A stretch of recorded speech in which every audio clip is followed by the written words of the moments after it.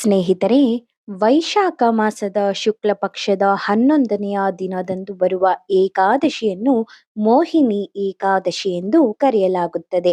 ಈ ಮೋಹಿನಿ ಏಕಾದಶಿಯನ್ನು ಪವಿತ್ರ ಏಕಾದಶಿ ಎಂದು ಸಹ ಕರೆಯುತ್ತಾರೆ. ಪುರಾಣಗಳಲ್ಲಿ ಇದಕ್ಕೆ ವಿಶೇಷ ಸ್ಥಾನವನ್ನು ನೀಡಲಾಗಿದೆ. ಈ ಉಪವಾಸವನ್ನು ಮಾಡುವವನು ಸಾವಿರಾರು ಗೋದಾನದ ಫಲವನ್ನು ಪಡೆಯುತ್ತಾನೆ ಎಂದು ನಂಬಲಾಗಿದೆ.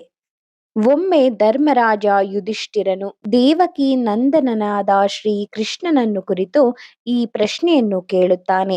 ವೈಶಾಖ ಮಾಸದ ಶುಕ್ಲ ಪಕ್ಷದ ಏಕಾದಶಿ ಮತ್ತು ಅದರ ದಂತಕಥೆಯ ಹೆಸರೇನು? ಕೃಷ್ಣನೇ, ದಯವಿಟ್ಟು ಉಪವಾಸದ ವಿಧಾನವನ್ನು ವಿವರವಾಗಿ ವಿವರಿಸಬೇಕೆಂದು ಅವನು ವಿನಂತಿಸಿಕೊಳ್ಳುತ್ತಾನೆ. ಈ ಕುರಿತು ಶ್ರೀಕೃಷ್ಣನು ಹೀಗೆ ಹೇಳುತ್ತಾನೆ: ಧರ್ಮರಾಜ, ನಾನು ನಿಮಗೆ ಹೇಳಲಿರುವ ಕಥೆಯನ್ನು ಗುರು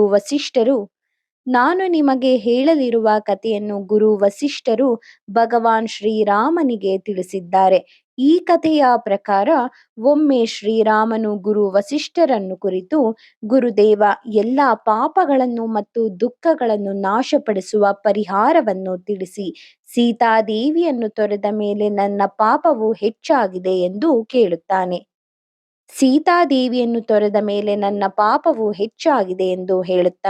ಶ್ರೀರಾಮನು ಕೇಳಿದ ಪ್ರಶ್ನೆಗೆ ಗುರು ವಸಿಷ್ಠರು ಹೀಗೆ ಹೇಳುತ್ತಾರೆ: ಹೇ ರಾಮ, ಇದು ತುಂಬಾ ಒಳ್ಳೆಯ ಪ್ರಶ್ನೆ.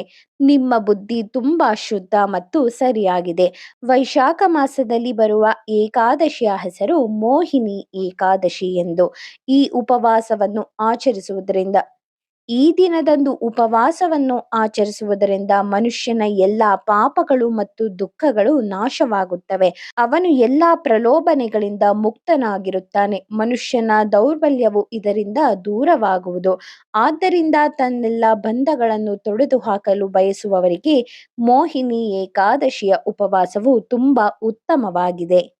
ಇದರ ಪ್ರಕಾರ ಒಂದು ಕಥೆಯೂ ಇದೆ ಎಂದು ಹೇಳುತ್ತಾರೆ. ಹಿಂದೆ ಸರಸ್ವತಿ ನದಿಯ ಸುಂದರ ದಂಡೆಯಲ್ಲಿ ಭದ್ರಾವತಿ ಎಂಬ ಸುಂದರ ನಗರವಿತ್ತು. ಅಲ್ಲಿ ಚಂದ್ರವಂಶದಲ್ಲಿ ಧೃತಿಮಾನ ಎಂಬ ರಾಜನೊಬ್ಬ ಜನಿಸಿದನು.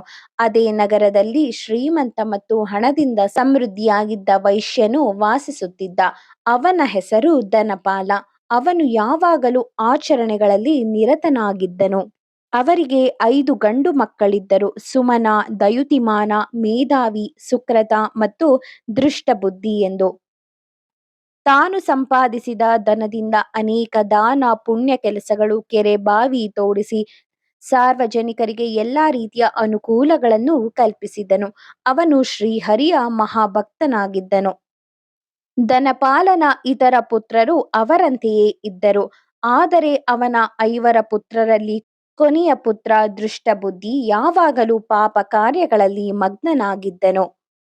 ಅನೇಕ ಪಾಪ ಕರ್ಮಗಳನ್ನು ಮಾಡುತ್ತಾ ಜೂಜಾಡಿ ಲಂಪಟನಾಗಿ ವೇಶ್ಯೆಯರ ಸಂಗ ಸೇರಿ ಹಾಳಾಗಿದ್ದನು. ಅವನಿಗೆ ಎಷ್ಟು ಬುದ್ಧಿ ಹೇಳಿದರೂ ಕೇಳಲಿಲ್ಲ. ಕೊನೆಗೆ ಅವನನ್ನು ಮನೆಯಿಂದ ಹೊರಹಾಕಿದರು. ಸ್ವಲ್ಪ ದಿನ ಅವನು ತನ್ನ ಮೈಮೇಲಿದ್ದ ಆಭರಣಗಳನ್ನು ಮಾರಿ ಜೀವನ ಸಾಗಿಸಿದ. ಅನಂತರ ಧನಹೀನ, ಬುದ್ಧಿಹೀನ, ವಸ್ತ್ರಹೀನನಾಗಿ ಕೊನೆಗೆ ಊಟಕ್ಕೋಸ್ಕರ ಕಳ್ಳತನ ಮಾಡಲು ಆರಂಭಿಸಿದ. ಕೊನೆಗೆ ದೂತರ ಕೈಗೆ ಸಿಕ್ಕಿಬಿದ್ದು ಆ ಊರಿನಿಂದ ಗಡೀಪಾರು ಮಾಡಿದರು. ಅವನು ಕಾಡಿನಲ್ಲಿ ಅಲೆದು ಊಟ ನೀರಿಲ್ಲದೆ ಸಾಯುವ ಸ್ಥಿತಿಗೆ ಬಂದನು. ಕಾಡಿನ ಪ್ರಾಣಿಗಳನ್ನು ಸಂಹರಿಸಿ ತಿನ್ನುತ್ತಾ ತನ್ನ ಕಷ್ಟಕ್ಕೆ ತಾನೇ ದುಃಖಿಸುತ್ತಿದ್ದ. ಒಂದು ದಿನ ಅವನು ಕೌಂಡಿನ್ಯ ಮುನಿಯ ಆಶ್ರಮಕ್ಕೆ ಬಂದನು. ಅವರು ಆಗ ತಾನೇ ನದಿಯಲ್ಲಿ ಸ್ನಾನವನ್ನು ಮಾಡಿ ಬಂದು ಕುಳಿತಿದ್ದರು. ಆಗ ಅವರ ವಸ್ತ್ರದ ದಾರದ ಎಳೆಯು ಇವನಿಗೆ ಸ್ಪರ್ಶವಾಯಿತು. ಅವನ ಪಾಪವೆಲ್ಲ ಆ ಸ್ಪರ್ಶದಿಂದಲೇ ಸುಟ್ಟು ಹೋದವು. ಅವನು ಮುನಿಯ ಬಳಿ ಕೈಜೋಡಿಸಿ ನಿಂತು ತನ್ನ ಕಥೆಯನ್ನು ಹೇಳಿ ತನಗೆ ಸನ್ಮಾರ್ಗ ತೋರಿ ಎಂದು ಕೇಳಿಕೊಂಡನು. ಆಗ ಕೌಂಡಿನ್ಯ ಮುನಿಗಳು, ಮುಂದೆ ವೈಶಾಖ ಮಾಸದಲ್ಲಿ ಶುಕ್ಲ ಪಕ್ಷದ ಏಕಾದಶಿ ದಿನ ಬರುತ್ತದೆ. ನೀನು ವಿದ್ಯುಕ್ತವಾಗಿ ಆಚರಿಸಿದರೆ ಬೆಟ್ಟದಷ್ಟು ಪಾಪಗಳು ಸುಟ್ಟು ಹೋಗಿ ನೀನು ಸದ್ಗತಿ ಹೊಂದುತ್ತೀಯಾ ಎಂದು ಏಕಾದಶಿಯ ಮಹತ್ವವನ್ನು ತಿಳಿಸುತ್ತಾರೆ. ಅದರಂತೆಯೇ ಆ ದೃಷ್ಟಬುದ್ಧಿಯು ಮೋಹಿನಿ ಏಕಾದಶಿಯನ್ನು ಸಾಂಗವಾಗಿ ಮಾಡಿದನು. ಅವನ ಪಾಪಗಳು ತೊಳೆದು ಸದ್ಬುದ್ಧಿವಂತನಾದನು. ಅನಂತರ ಆಶ್ರಮದಲ್ಲಿ ಸೇವೆ ಮಾಡುತ್ತಾ ತಪಸ್ಸು ಧ್ಯಾನಗಳಲ್ಲಿ ನಿರತನಾಗಿ ಕೊನೆಗೆ ಮುಕ್ತಿ ಹೊಂದಿದನು.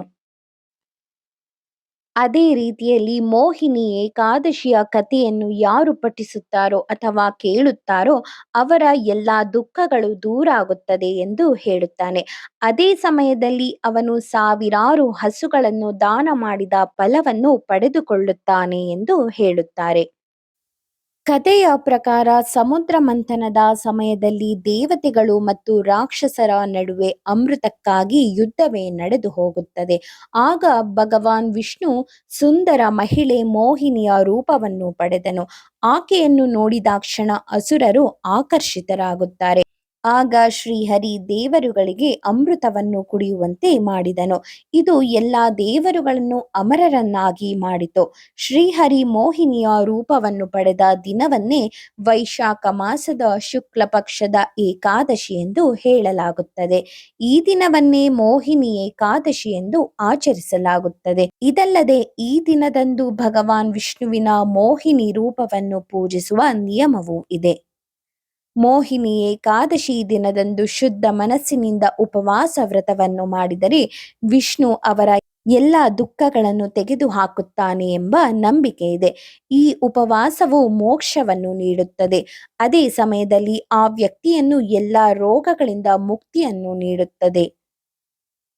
ಅದೇ ಸಮಯದಲ್ಲಿ ಆ ವ್ಯಕ್ತಿಯನ್ನು ಎಲ್ಲ ರೋಗಗಳಿಂದ ಮುಕ್ತಿಯನ್ನು ನೀಡುತ್ತದೆ. ಅದೇ ಸಮಯದಲ್ಲಿ ಆ ವ್ಯಕ್ತಿಗೆ ಎಲ್ಲ ರೋಗಗಳಿಂದ ಮುಕ್ತಿಯನ್ನು ನೀಡುತ್ತದೆ. ಆದ್ದರಿಂದ ಉಪವಾಸದ ನಂತರ ಅಗತ್ಯವಿರುವವರಿಗೆ ಎಷ್ಟು ಸಾಧ್ಯವೋ ಅಷ್ಟು ದಾನ ಮಾಡಿ ಹಸಿದವರಿಗೆ ಆಹಾರವನ್ನು ಒದಗಿಸಿ.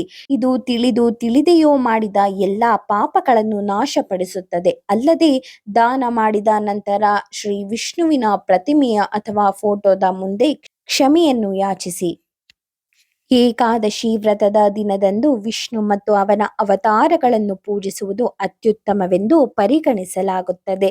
ಈ ದಿನ ಓಂ ನಮೋ ಭಗವತೆ ವಾಸುದೇವಾಯ ನಮಃ ಎಂಬ ಮಂತ್ರವನ್ನು ಪಠಿಸಿ. ಇದರೊಂದಿಗೆ ಈ ದಿನ ಶ್ರೀ ವಿಷ್ಣು ಸಹಸ್ರನಾಮವನ್ನು ಪಠಿಸಬೇಕು. ಶ್ರೀ ಕೃಷ್ಣಾರ್ಪಣಮಸ್ತು. ಧನ್ಯವಾದಗಳು.